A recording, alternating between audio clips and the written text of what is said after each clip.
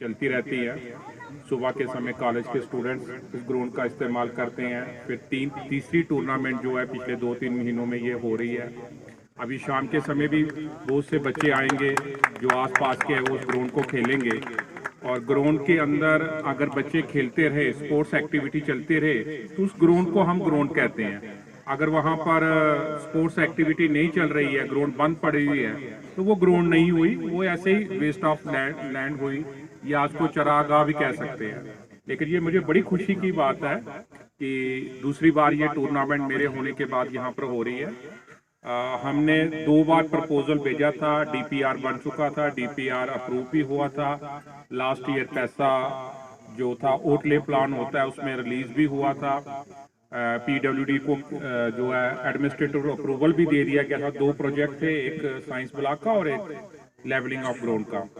अब उसके बाद जो पीडब्ल्यूडी ने जो काम करना था वो कर दिया था। इस फाइनेंशियल ईयर में ओटले प्लान नहीं आया अभी, तो हमने दोबारा से उनको लिखा हुआ है। 2-3 बार हमारी कॉरस्पॉन्डेंस हुई है। नए डायरेक्टर प्लानिंग आए थे, उनसे मेरी बात हुई थी। उन्होंने कहा कि हमने ओटले प्लान रखा हुआ है, किसी कारण से बहुत से कॉलेजों का अभी रिलीज नहीं हुआ है। तो जब भी वो रिलीज होगा तो उसमें बनी कॉलेज का साइंस ब्लॉक नंबर 1 और दूसरे नंबर पर जो है ये लेवलिंग ऑफ ग्राउंड का होगा। अभी एक नया प्लान आया, ट्राइबल प्लान आया, बनी में सब ट्राइबल प्लान में इसको रखा गया। उसमें भी हमने ये दोनों प्रोजेक्ट डाले हुए हैं कि चलो अगर रेगुलर नहीं होता है तो सब ट्राइबल प्लान में ये पैसा जो ट्राइबल मिनिस्ट्री के थ्रू आ जाए। तो दोनों में जैसे ही पैसा रिलीज होगा तो पीडब्ल्यूडी ने जो उसका होता है कि टेक्निकल सेक्शन होती है, उनका अपना वर्ड यूज होता है, वो उन्होंने लेके रखा हुआ है, सिर्फ टेंडरिंग करनी है। तो मुझे बड़ा अच्छा लगेगा कि जब ये एक छोटा सा स्टेडियम बनेगा और बनी में और कोई बिल्कुल नियर बाई कोई इतनी अच्छी ग्राउंड नहीं है कि जहां पर टूर्नामेंट हो सके, तो ये कॉलेज हमेशा अच्छे स्पोर्ट्स टूर्नामेंट के लिए जाना जाएगा। हमारी एक नैक एक्रीडेशन होती है जिसमें हमें सेंट्रल गवर्नमेंट जो होती है वो हमें नैक एक्रीडेशन करके हमारा रैंकिंग डिसाइड करती है। उसमें भी स्पोर्ट्स का एक बहुत बड़ा वैल्यू होती है। तो जब हमारे कॉलेज की ग्राउंड होगी और उसमें स्पोर्ट्स एक्टिविटी चल रही होगी तो इसको इंफ्रास्ट्रक्चर के तौर पर भी देखा जाता है, तो उसका ओब्वियसली हमें अच्छा लगेगा। दूसरा जो टूर्नामेंट हुई है, मैं तो लास्ट 3-4 ओवर्स में आया था और बड़ी अच्छी टूर्नामेंट हुई है। बड़ा अच्छा, दोनों टीमों ने बड़े अच्छे ढंग से खेला है। और क्रिकेट के मसले में मुझे लगता है कि मैंने बड़ी जगह पर जॉब की है, लेकिन क्रिकेट का जितना शौक बनी वालों को है उतना मुझे नहीं लगता कि अगर हम इस कंपैरिजन और इस रेशो में बाकी जगह पर देखें पॉपुलेशन को लेकर तो इतना ज्यादा नहीं है। मैं 3-4 बार घूमने के लिए गया, एक बार टग्गर की तरफ गया तो तब पता चला वहां भी टूर्नामेंट चल रही है जो पीछे ग्राउंड है।